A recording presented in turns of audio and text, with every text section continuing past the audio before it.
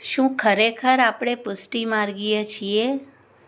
શ્રી વલ્લભ આપણને નિજજન તરીકે ગણી શકશે? દરેકે આ પ્રશ્ન પોતાને કરવાનો છે. આપણે બચપનમાં જ નામ થયું, નિવેદન થયું અને પુષ્ટિ માર્ગીય ઠાકોરજી આપણા ઘરમાં બિરાજી પણ રહ્યા છીએ. પણ શું ખરેખર આપણે ઠાકોરજીના બની શક્યા?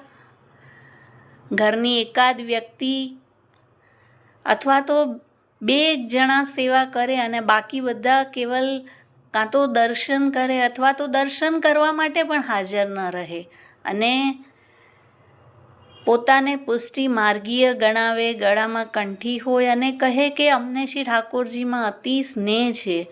તો શું ખરેખર આ સ્નેહ છે કે આપણે જ આપણી સાથે છલ કરી રહ્યા છીએ?